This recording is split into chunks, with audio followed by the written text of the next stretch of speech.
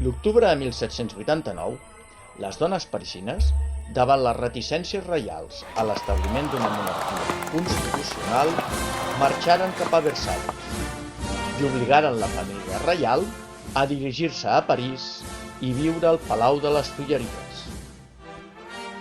L'Assemblea inicià la feina de redactar una constitució basada en els principis il·lustrats d'igualtat civil davant la llei, separació de poders i sobirania popular.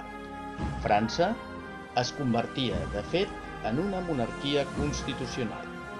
Les grans monarquies europees consideraven un perill la revolució.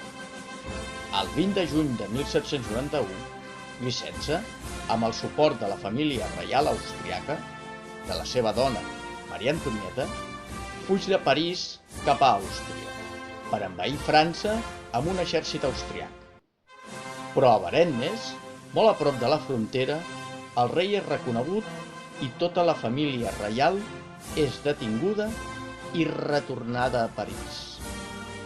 L'episodi, conegut com la fuga de Varennes, deixa Lluís XVI en una posició molt delicada. Al setembre de 1791, amb la nova Constitució aprovada, es constitueix l'Assemblea Legislativa després de les primeres eleccions per sufragi.